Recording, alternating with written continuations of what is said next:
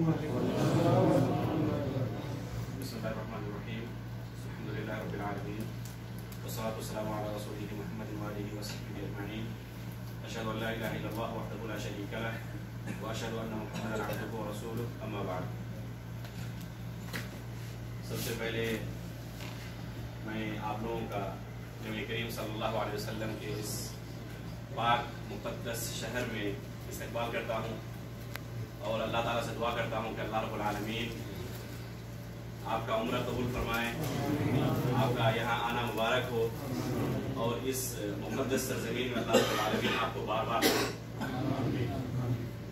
मोहतरम हाज़िरीन, अल्लाह रब्बुल आलमीन का हमारे ऊपर बहुत बड़ा एहसान और करम है कि अल्लाह रब्बुल आलमीन ने हमें मुसलमान बनाकर पैदा किया है।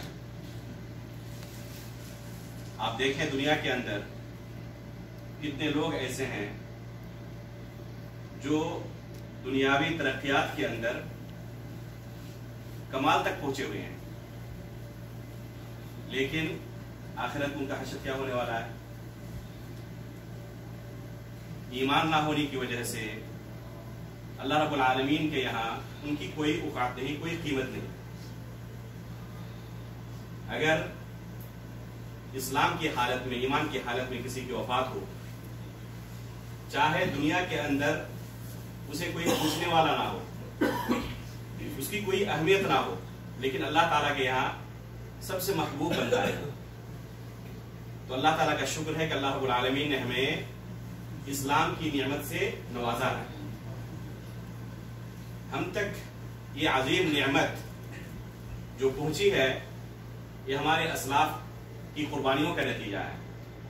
नबी करीम सल्लल्लाहु अलैहि वसल्लम और आपके सहाबा, ताबिईन, तबे ताबिईन, और एक लंबी फहरिस्त है, लंबा सिलसिला है। उन लोगों ने जो अजीम कुर्बानियां पेश की हैं, जो सोहबतें बर्दाश्त की हैं, उनके नतीजे में आज ये दीन हम तक पहुंचा है। ये वही शहर है जहां से दुनिया के कोने कोने में इस्लाम की रोशनी फैली है। नबी करीम सल्लल्लाहु अलैहि वसल्लम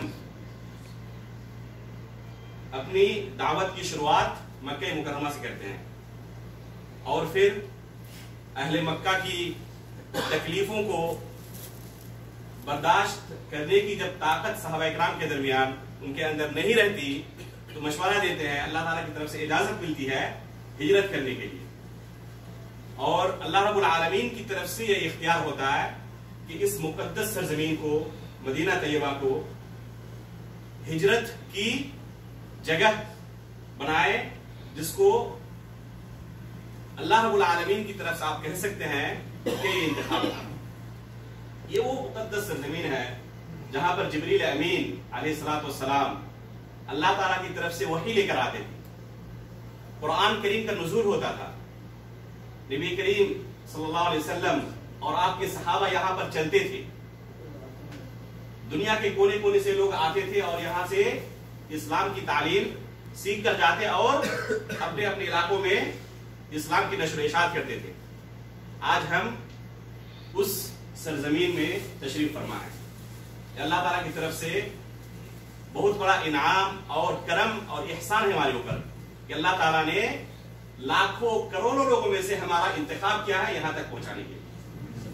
दुनिया के अंदर देखें कितने लोग ऐसे हैं जिनके पास हमसे कहीं ज्यादा दौलतें हैं, लेकिन अपनी पूरी जिंदगी हसरत लेकर रह जाते हैं, ख्वाहिश लेकर रह जाते हैं, लेकिन उनमें से बहुतों को यहाँ पर आना और यहाँ की आबो हवा और यहाँ के असल जहां से दीन फैला है, वहां के माहौल से वो आशना नहीं हो पाते, इस चीज को देख नहीं पाते, उनकी ख्वाहिश रह जाती है।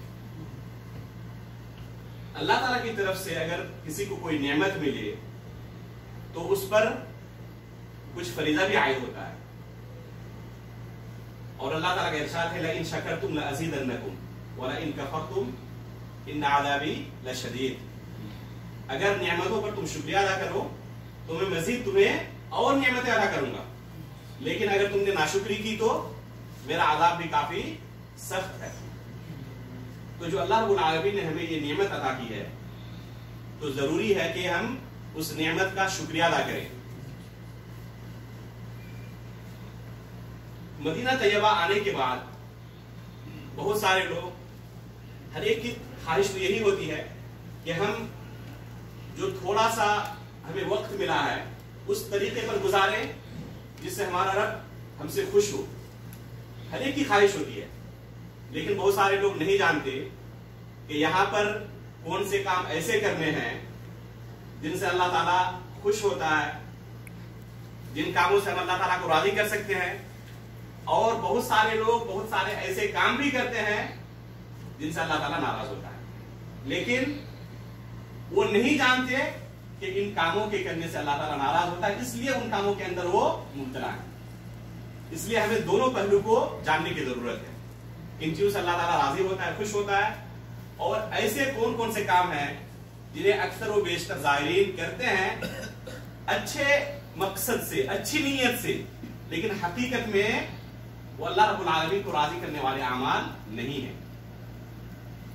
مدینہ طیبہ کے اندر زیارت کی بہت ساری جگہیں ہیں، اور عموماً جو زیارت کی جگہیں ہیں وہ آپ دو قسموں کے اندر ان کو تقسیم کر سکتے ہیں.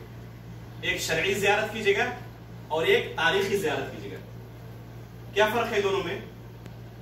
فرق یہ ہے، شرعی زیارت کا مطلب یہ ہے کہ جن جگہوں کی زیارت شریعت سے ثابت ہے، نبی پاک صلی اللہ علیہ وسلم کی سنت سے ثابت ہے، جہاں پر نبی کریم صلی اللہ علیہ وسلم زیارت کے لیے جاتے تھے، اگر ان جگہوں کی زیارت کی جائے تو نیکی ملے گی، اسے شرعی زیارت کہتے ہیں.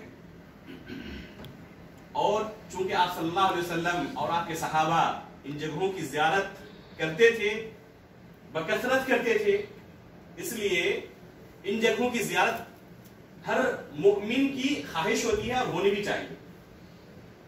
لیکن زیارت کس طریقے سے کریں وہ بھی جاننے کی ضرورت ہے. تو پہلے کہ کن کن جگہوں کی زیارت شرعی زیارت میں شمار ہوتی ہے یہ جاننے کی ضرورت ہے، اور پھر ان جگہوں کی زیارت کیسے کی جائے. دوسری قسم جو ہے زیارت کی وہ ہے تاریخی زیارت کی جگہیں. بہت ساری ایسی جگہیں چونکہ آپ صلی اللہ علیہ وسلم، صحابہ اکرام، تابعین، تبع تابعین کی پوری زندگی یہاں پر گزری ہے، اس لیے ظاہر سی بات ہے کہ پوری اسلامی تاریخ یہاں سے جڑی ہوئی ہے. اور جب پوری اسلامی تاریخ جڑی ہوئی ہے تو اکثر و بیشتر جگہیں تاریخی جگہیں ہیں. آج دیکھیں لوگوں کو آپ پیرس، لندن، امریکہ اور کہاں کہاں سفر کر کے جاتے ہیں زیارت کرنے کے لیے، ٹور میں نکلتے ہیں. مقصد کیا ہوتا ہے؟ جو ہسٹوریکل پلیس ہے ان جگہوں کو دیکھیں، تاریخی جگہوں کو دیکھیں. ہندوستان بھی آتے ہیں بہت سارے لوگ، پاکستان بھی جاتے ہیں. مقصد کیا ہوتا ہے؟ جو تاریخی جگہ ہے ان جگہوں کو دیکھیں. تو وہ تاریخی جگہیں اسلامی تاریخ سے جڑی ہوئی نہیں ہے، لیکن مدینہ طیبہ کے اندر جو تاریخی جگہیں ہیں یہ اسلامی تاریخ سے جڑی ہوئی ہے، یہ ہمارے اسلاف سے جڑی ہوئی ہے، صحابہ اکرام، تابعین، تبع تابعین، ائمہ اکرام سے جڑی ہوئی ہے. تو ان سے کہیں زیادہ اہم ہے یہ جگہیں جو اسلامی تاریخ سے جڑی ہوئی ہے. لیکن ان جگہوں کی زیارت تاریخی زیارت ہوگی، یعنی اگر ان جگہوں کی کوئی زیارت کرے تو تاریخی حیثیت سے تو صحیح ہے، لیکن اگر نیکی کے مقصد سے کوئی کرے تو کسی بھی نیکی کو ثابت کرنے کے لیے قرآن و حدیث سے اس کی دلیل ہونا ضروری ہے. ہم اپنی طرف سے کسی چیز کو شریعت نہیں بنا سکتے. اگر اللہ تعالیٰ نے اسے شریعت نہیں بنایا، ہم یہ نہیں کہہ سکتے کہ یہ تو اچھا ہی کام ہے، اگر اس طرح ہم کریں تو حج کیا ہے، یہ کہنا صحیح نہیں ہے. کیونکہ شریعت سازی کا کلی اختیار کن کو ہے؟ صرف اور صرف اللہ رب العالمین. نبی کریم صلی اللہ علیہ وسلم نے اسی شریعت کی ہمیں تبلیغ کی ہے، اور اس کے بعد ایک لمبا سلسلہ ہے صحابہ، تابعین، تبع تابعین اور ائمہ اکرام کا، علماء اکرام کا، جو اس شریعت کے مبلغ ہیں. لیکن شریعت کن کی ہے؟ یہ صرف اور صرف اللہ رب العالمین کی شریعت. اس لیے کسی بھی چیز کو نیکی ثابت کرنے کے لیے، کسی بھی کام کو نیکی کا کام ثابت کرنے کے لیے ہم محتاج ہیں کہ شریعت سے ہم اس کو ثابت کریں کہ حقیقت میں یہ نیکی کا کام ہے. تو تاریخی زیارت کی کچھ جگہ ہے اور کچھ شرعی زیارت کی جگہ ہے. تو مدینہ طیبہ کے اندر جو زیارت کی جگہ ہے وہ ان دو قسموں پر منقسم ہے، شرعی زیارت کی جگہ ہے اور تاریخی زیارت کی جگہ ہے۔ پہلے ہم شرعی زیارت کی جو جگہ ہیں ان کی تفصیلات بلکہ مختصراً ہی ذکر کرنا مناسب ہوگا، کیونکہ آپ لوگ بھی مسافر ہیں اور ہر ایک جگہ کے بارے میں اگر تفصیلی معلومات دی جائے تو کافی وقت بھی لگ جائے گا۔ تو کوشش کروں گا جو اہم معلومات ہیں ان اہم معلومات کو آپ کے سامنے پیش کیا جائے۔ سب سے پہلی جگہ جو شرعی زیارت کی جگہ ہے وہ نبی پاک صلی اللہ علیہ وسلم کی مسجد ہے، جس مسجد کے اندر ایک نماز کا ثواب کتنا ہے؟ جی فرمائیے۔ 1000 نماز سے بھی بہتر ہے۔ صلاۃ فی مسجدی ھذا خیر من 1000 صلاۃ فیما سوا۔ آپ صلی اللہ علیہ وسلم فرماتے ہیں کہ میری اس مسجد میں نماز پڑھنے کا ثواب 1000 نماز سے بہتر ہے۔ خیر من 1000 صلاۃ، 1000 نماز سے بہتر ہے۔ بعض روایت کے اندر آتا ہے کہ 50,000 نماز سے بہتر ہے، لیکن وہ روایتیں صحیح نہیں ہے، ضعیف ہے۔ صحیح روایت کے مطابق 1000 نماز سے بہتر ہے۔ اسی طرح آپ وسلم فرماتے ہیں لا تشد الرحال الا الى 3 مساجد۔ اگر کوئی رفت سفر باندھتا ہے، سفر کے لیے نکلتا ہے، نیکی کا سفر کہ میں سفر کر کے فلاں جگہ جاؤں گا تو مجھے نیکی ملے گی، وہاں پر عبادت کروں گا تو وہاں پر عبادت کا اجر اور ثواب دوسری جگہوں کے مقابل میں زیادہ ہے۔ تو اس طرح کی کتنی جگہیں ہیں؟ فرماتے ہیں کہ لا تشد الرحال الا الى 3 مساجد، صرف 3 مسجدیں ہیں جن کی طرف سفر کر کے جایا جا سکتا ہے نیکی کے مقصد سے۔ کون کون سی 3 مسجدیں ہیں؟ ایک ہے مسجد حرام جو مکہ مکرمہ کے اندر ہے، جہاں کی آپ زیارت کر کے آ رہے ہیں، اور دوسری مسجد ہے مسجد نبوی، اور تیسری مسجد ہے مسجد اقصی۔ اللہ تعالیٰ اسے ظالموں کے ہاتھ سے آزاد کرائے اور اللہ تعالیٰ ہمیں بھی وہاں نماز پڑھنے کی توفیق عطا فرمائے۔ تو یہ 3 مسجدیں ہیں جن مسجدوں کی طرف سفر کر کے بھی آنا جائز ہے، بلکہ آنے کی ترغیب ہے۔ تو اگر کوئی شخص باہر سے مدینہ طیبہ تشریف لاتا ہے، سفر کر کے آ رہا ہے، اس کی نیت کیا ہونی چاہیے؟ اس کی نیت ہونی چاہیے کہ مسجد نبوی میں جا کے میں نماز پڑھوں گا، میں مسجد نبوی کی زیارت کے لیے جا رہا ہوں۔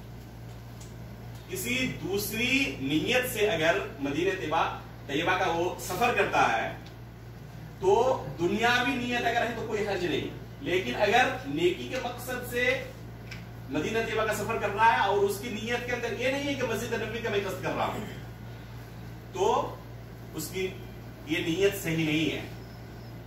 مدینہ طیبہ آ جانے کے بعد پھر یہاں آ جانے کے بعد اور بھی کچھ جگہ ہیں جہاں پر وہ جا سکتا ہے اور زیارت کر سکتا ہے، جیسے کہ میں نے انشاءاللہ ذکر کروں گا۔ لیکن باہر سے آنے والے کے لیے اس کی نیت کیا ہوگی کہ میں مسجد نبوی جا کر انشاءاللہ نماز ادا کروں گا، اور اس مسجد کے اندر نماز ادا کرنے کا ثواب دوسری مسجدوں کے مقابل میں 1000 نماز سے بھی بہتر ہے۔ اس کا یہ مفہوم نہیں ہے کہ اگر کوئی شخص ایک نماز یہاں پڑھ لے تو پھر 1000 نمازیں اس کی معاف ہو جاتی ہیں، یا ایک نماز ہم نے ابھی پڑھ لی تو جو مستقبل کی ہماری 1000 نمازیں ہیں اگر نہ پڑھو تو کوئی حرج نہیں ہے، ایسی بات نہیں ہے۔ یا کچھ لوگ کیا کرتے ہیں، مدینہ طیبہ آنے کے بعد قضائے عمری کرتے ہیں۔ قضائے عمری جانتے ہیں آپ لوگ؟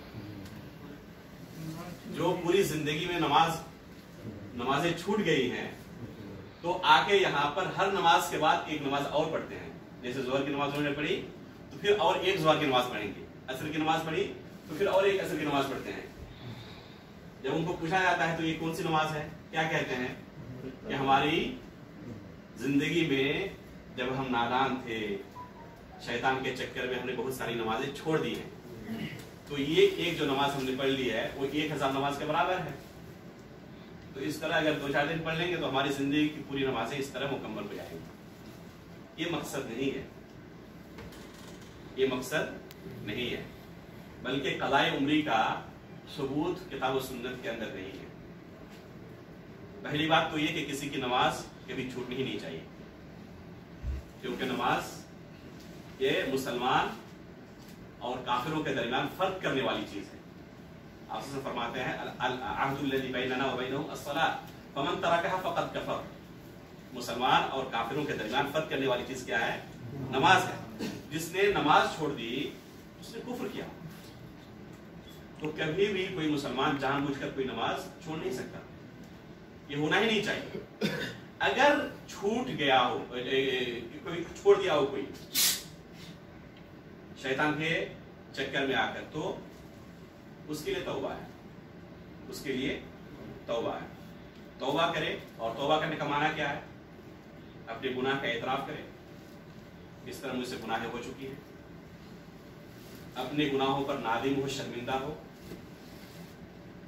ऐसा नहीं कि वो सारे लोग देखेंगे गुनाह भी करते रहते हैं और फिर दूसरों के सामने फख्र करके जिक्र भी करते हैं। होता नहीं होता? वो सारे लोग आप देखेंगे कि गुनाहें भी करते रहते हैं और फिर दूसरों के सामने अपने गुनाहों का फख्रिया जिक्र भी करते हैं। तो ये बहुत ही महरूम लोग हैं, बदनसीब लोग हैं। तौबे का माना यह है कि गुनाह का इतराफ करे, साथ में शर्मिंदा भी हो और मुस्तकबिल में ना करने का आहद अल्लाह ताला से करे। तो अगर इस तरह किसी की नमाज छूट गई हो और इस तरह तौबा करे, इंशाअल्लाह अल्लाह रब्बुल आलमीन गफूर रहीम है, उसकी एक गुनाह है अल्लाह ताला इंशाअल्लाह माफ कर देने वाला है। लेकिन उसके लिए क़ज़ाए उम्री का सबूत चूंकि किताब व सुन्नत के अंदर नहीं है, ना मस्जिद नबवी के अंदर, ना मस्जिद हराम के अंदर, और ना किसी दूसरी जगह।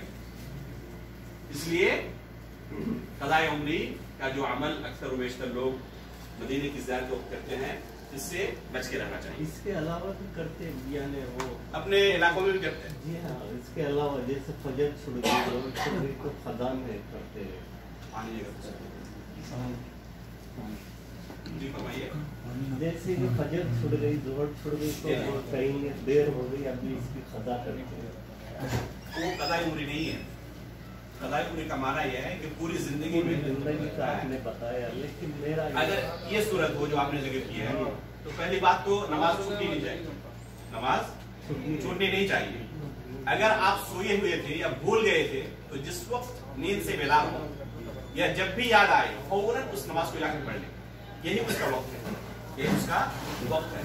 मन नाम अन सलातिन औ नसियहा फलयुसल्लिहा इज़ा ज़करा। अगर कोई शख्स सो जाए या भूल जाए तो जब उसे याद आए फौरन उस नमाज को वो पढ़ ले, और यही उसका वक्त है, यही उसका वक्त है।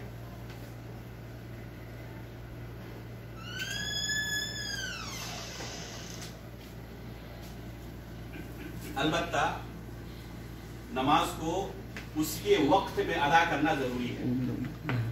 अल्लाह रब्बुल आलमीन का इरशाद है, इन्ना सलाता कानत अलल मुमिनीना किताबन मौक़ूता।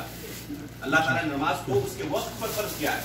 यानी ज़ोहर की नमाज का वक्त असर की नमाज से पहले पहले तक है, असर की नमाज का वक्त मगरिब की नमाज से पहले पहले तक है। ठीक है इंशाअल्लाह।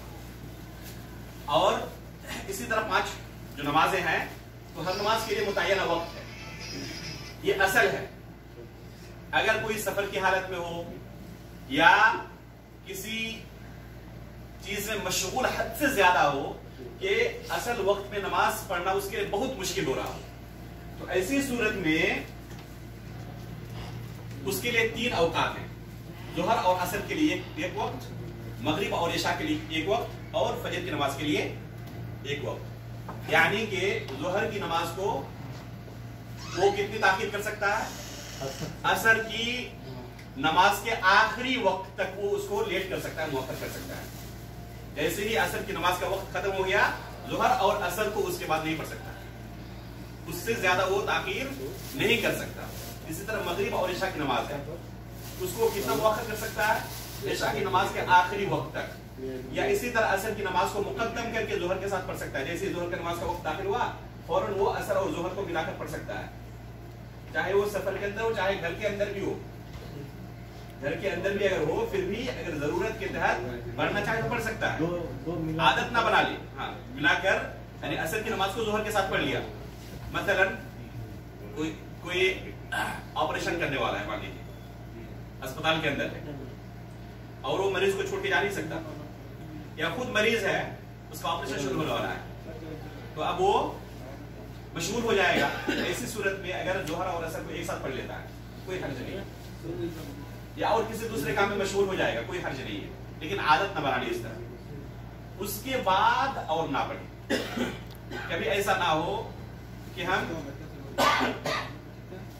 नमाज को इतना मुअख्खर कर दें कि उसका वक्त ही निकल जाए, चाहे आप सफर के अंदर हो, ट्रेन में हो, बस में हो, जहाज में हो, नमाज को वक्त पर पढ़े, वक्त से निकाल कर ना पढ़े। रात को सोए, अलार्म लगा कर सोए, ताकि फजर की नमाज को उसके वक्त पर पढ़ सके। अगर कोई इस तरह चौकन्ना रहेगा तो इंशाअल्लाह उसकी नमाज कभी ताखिर नहीं होगी। और अगर कभी बाई चांस हो जाए तो इंशाअल्लाह अल्लाह ताला उसे माफ करने वाला है, लेकिन हो सकता है कि पूरी जिंदगी में एक आध मरतबा इस तरह हो पाएगा अगर वो चौकन्ना रहे। तो असल बात कहां से गुजरी थी? नमाज पढ़ने से कि मस्जिद नबवी के अंदर नमाज का सवाब है। मस्जिद नबवी के अंदर नमाज के साथ साथ अगर कोई तालीम हासिल करने के लिए आता है तो उसे हदीस के अंदर मुजाहिद कहा गया है। जिस तरह एक मुजाहिद की फजीलत है, इसी तरह मस्जिद नबवी के अंदर तालीम की घर से अगर कोई आ रहा है तो वो भी मुजाहिद है। मस्जिद नबवी के अंदर अल्लाह के रसूल सल्लल्लाहु अलैहि वसल्लम की कब्र भी है, और अल्लाह के रसूल सल्लल्लाहु अलैहि वसल्लम की कब्र के साथ साथ अबू बकर सिद्दीक रज़ियल्लाहु ताला अन्हु और उमर फारूक रज़ियल्लाहु ताला अन्हु की भी कब्रें हैं। इन कब्रों की ज़ियारत भी मशरूअ है। अब्दुल्लाह बिन उमर रज़ियल्लाहु ताला अन्हु से मरवी है कि वो अगर मदीने से बाहर जाते या बाहर से मदीना आते तो सलाम पेश करने के लिए अल्लाह के रसूल सल्लल्लाहु अलैहि वसल्लम और अबू बकर वो उमर रज़ियल्लाहु ताला अन्हु की कब्रों के पास जाकर सलाम पेश करते। तो अगर कोई शख्स मस्जिद नबी पहुंच गया है तो उसके लिए जायज है कि अल्लाह के रसूल सल्लल्लाहु अलैहि वसल्लम की कब्र के पास जाए और वहां पर जाकर सलाम पेश करे। सलाम पेश करने का तरीका क्या होगा? अब्दुल्लाह बिन उमर रज़ियल्लाहु ताला अन्हु से जो मरवी है कि सलाम पेश किस तरह करना है, वो ये कि अल्लाह के रसूल सल्लल्लाहु अलैहि वसल्लम की कब्र के सामने आप खड़े हो अदब व एहतराम के साथ। वहां पर लिखा भी है सूरह हुजरात की आयत है कि अल्लाह के रसूल सल्लल्लाहु अलैहि वसल्लम के सामने ऊंची आवाज में बात करना मना है, जिसे अल्लाह ताला ने कुरान के अंदर बयान फरमाया है। तो अदब व एहतराम के साथ खड़े हों और वहां पर अस्सलामु अलैका या रसूल अल्लाह, फिर 2 कदम आगे बढ़ें और अस्सलामु अलैका या अबा बकर as-सिद्दीक रज़ियल्लाहु अन्हु अर्ज़ा, फिर 2 कदम आगे बढ़ें अस्सलामु अलैका या उमर इब्न खत्ताब रज़ियल्लाहु अन्हु व अर्ज़ा। आपकी ज़ियारत मुकम्मल हो गई। कितना वक्त लगा? 1 मिनट से ज्यादा 2 मिनट, इससे ज्यादा नहीं लगने वाला है। बहुत ज्यादा भीड़ रहे 5 मिनट, और 1 घंटे 2 घंटे की जरूरत नहीं है। घंटों की जरूरत किन लोगों को पड़ती है? जो इससे कुछ ज्यादा करना चाहते हैं, जिन्हें सहाबाए किराम के तरीके से इत्मीनान नहीं होता। वो चाहते हैं कि यहां पर बहुत सारी इबादतें भी हम कर सकते हैं, ये दुआ की जगह है और भी मुख्तलिफ तरह की इबादत करने की जगह है। तो फिर उनके लिए बहुत सारे अवकात की जरूरत है। उन्हें 10 मिनट काफी नहीं है, 1 घंटा भी काफी नहीं है, उससे भी ज्यादा उनको चाहिए। लेकिन हकीकत में अगर उसी तरीके पर ज़ियारत करें जिस तरीके पर अब्दुल्लाह बिन उमर रज़ियल्लाहु ताला अन्हु करते थे, तो 1-2 मिनट उसके लिए काफी है। वो हकीकत में इबादत की जगह नहीं है, बल्कि उमूमी तौर पर कब्रिस्तान जिसकी ज़ियारत मशरू है तो इबादत की जगह नहीं है बल्कि इबरत की जगह है। कब्रिस्तान की ज़ियारत मशरू है, इबादत के लिए नहीं है कि हम वहां जाकर इबादत करें। इसी तरह बकीउल गरक़द का कब्रिस्तान है, उसकी भी ज़ियारत मशरू है, और तारीख शरई ज़ियारत की जगहों में बकीउल गरक़द का भी कब्रिस्तान है। तो उमूमी तौर पर किसी भी कब्रिस्तान में आप जाएं ज़ियारत करने के लिए, उसका मकसद क्या है कि वहां पर जाकर इबादत करें, नमाज पढ़ें, कुरान पढ़ें। ये मकसद नहीं है, वो इबादत की जगह नहीं है बल्कि इबरत की जगह है। वहां पर जाकर अपने नफ्स का मुहासबा करें, हमें यहीं पर आना है, हमारा भी हश्र यही होने वाला है। अगर अल्लाह के नबी, आपके सहाबा, ताबईन वो अपने आप को मौत से नहीं बचा सके और उनकी जगह ये हो गई, तो क्या हम और आप बचा सकते हैं अपने आप को? जब हमें भी यही आना है और यही हमारा असल ठिकाना होने वाला है, तो क्या उस दिन के लिए हमें तैयारी नहीं करनी चाहिए? ये असल मकसद है कब्र की ज़ियारत। नबी करीम सल्लल्लाहु अलैहि वसल्लम सबसे पहले कब्र की ज़ियारत से मना करते थे शुरू इस्लाम में। कुन्तु नहयतुकुम अन ज़ियारतिल क़ुबूर फज़ूरूहा फ़इन्नहा तुज़क्किरुल आखिरह। आप फरमाते हैं कि पहले पहल में ज़ियारत कब्र से तुम्हें मना करता था, लेकिन अब तुम्हें हुक्म देता हूँ। मकसद क्या है? फ़इन्नहा तुज़क्किरुल आखिरह। कब्र की ज़ियारत से आखिरत क्या है? अगर इंसान अपने सामने हमेशा मौत को याद रखे तो बहुत सारी गुनाहों से बचा रहेगा। इन गुनाहों के अंदर मुबतला होने की वजह हमारी क्या है? क्योंकि हम मौत से गाफिल हो जाते हैं, भूल जाते हैं। ये सोचते हैं कि अब तो हम जवान हैं, अभी थोड़े मर रहा है, अभी तो 25 साल 30 साल 50 साल की हमारी जिंदगी बाकी है, ये सोचते हैं। लेकिन हकीकत में 1 मिनट का भी भरोसा नहीं है। कोई 1 मिनट की भी गारंटी नहीं दे सकता कि अगले 1 मिनट के बाद वो जिंदा ही रहेगा। इसलिए मेरे भाइयों, हमेशा अपनी मौत को याद रखें, अपने सामने रखें।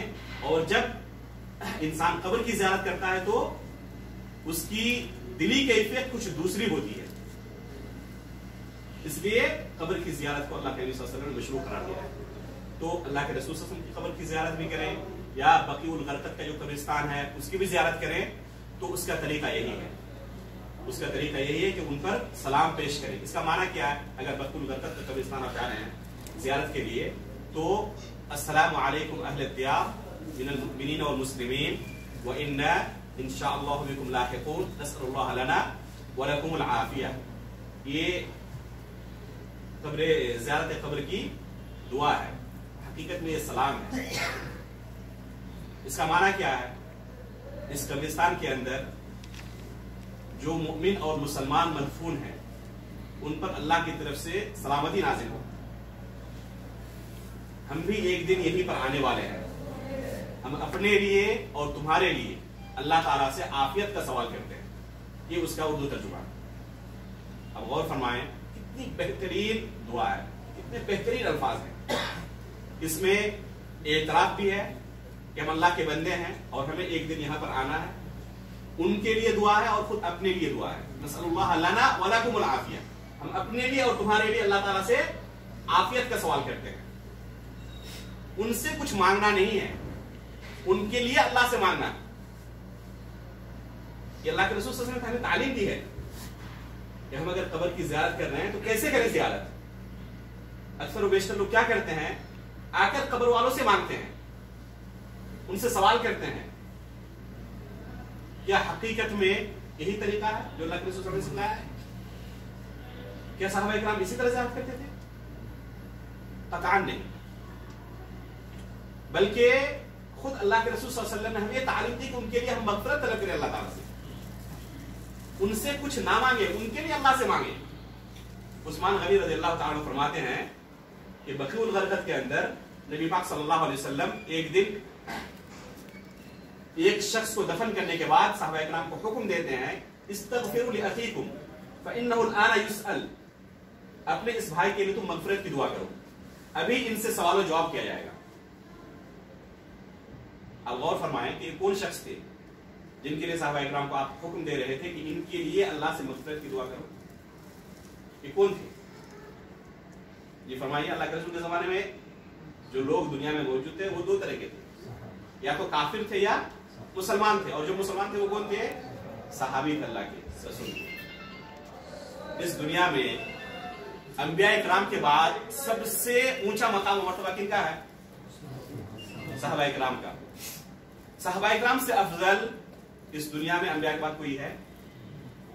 अगर एक सहाबी दूसरों की दुआ के मोहताज हो कि उनके लिए मग़फ़िरत की दुआ की जाए, अल्लाह के रसूल हुक्म दे रहे हैं कि उनके लिए तुम मग़फ़िरत की दुआ करो अल्लाह ताला से। अगर एक सहाबी रसूल इस बात के मोहताज हो कि उनके लिए अल्लाह से मग़फ़िरत की दुआ की जाए, तो कोई है दुनिया में सहाबी से बढ़कर? नबी, पीर, वली, बुजुर्ग, खाजा, गरीब नवाज, जिनसे हम कुछ तलब कर सकते हैं? ये अल्लाह के रसूल की तालीम।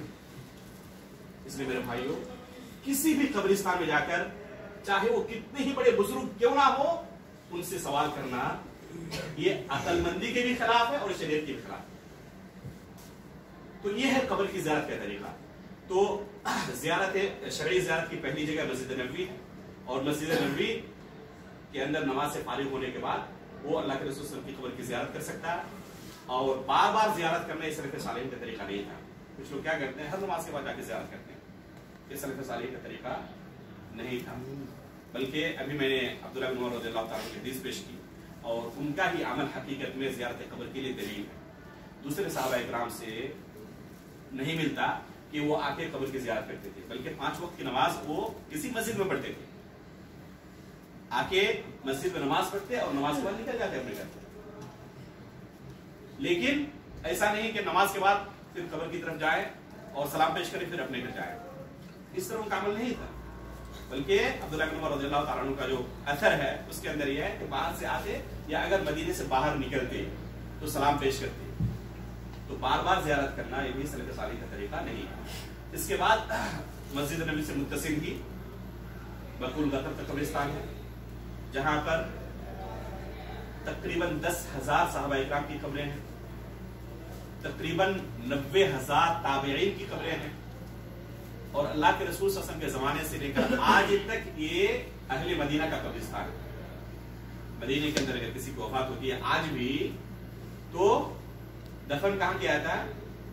बक़ीउल गरक़द के अंदर, चाहे वो इस मुल्क का रहने वाला हो या चाहे किसी दूसरे मुल्क का रहने वाला हो।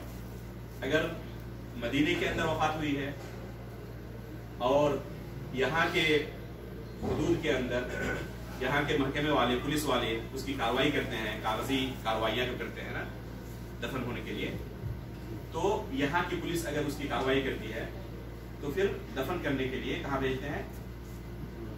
बक़ीउल गरक़द भेजते हैं। और भी कुछ कब्रिस्तान है मदीने के अंदर, लेकिन असल जो मकबरा है कब्रिस्तान है वो बक़ीउल गरक़द का कब्रिस्तान है। इस कब्रिस्तान में दफन होने की फजीलत के ताल्लुक से कोई सही रिवायत मरवी नहीं है। अलबत्ता मदीना तैयबा के अंदर अगर किसी की वफात हो तो इसकी फजीलत है। नबी पाक सल्लल्लाहु अलैहि वसल्लम फरमाते हैं कि मैं क़यामत के दिन उसके लिए शफाअत करूंगा, क़यामत के दिन उसके लिए शफाअत करूंगा। अलबत्ता बक़ीउल गरक़द के अंदर दफन होने के बारे में खुसूसी तौर पर कोई फजीलत साबित नहीं है। अलबत्ता हम रोजाना देखते हैं अपनी आंखों से कि पूरी दुनिया से लोग यहाँ पर आते हैं ज़ियारत करने के लिए और ज़ियारत करते वक्त वो सलाम पेश करते हैं, उनकी दुआएं करते हैं। दूसरे कब्रिस्तान की ये हालत नहीं है। हमारे गांव के अंदर जो कब्रिस्तान है, आपके गांव के अंदर है, कितने लोग जाते हैं ज़ियारत करने के लिए? सालों साल गुजर जाते हैं, कोई नहीं जाता। लेकिन यहाँ पर रोजाना हजारों लोग आते हैं और उनके दुआएं करते हैं। तो अगर यहाँ पर किसी की खबर है तो खुशनसीब बंदा है कि लोगों की दुआएं उन्हें रोजाना मिल रही। अलबत्ता खुसूसी कोई फजीलत हो, जैसे कि बहुत सारे लोग सोचते हैं कि जिनकी खबर यहाँ हो गई वो जन्नती हो गया, तो ऐसी कोई रिवायत साबित नहीं है। और इसी मुनासिबत से खुसूसन हिंदुस्तान पाकिस्तान वाले इसे जन्नतुल बकी कहते हैं। लोगों अगर पूछे इनका नाम क्या है तो क्या कहेंगे? जन्नतुल बकी। हालांकि अरबी लफ्ज ही नहीं है। अगर कोई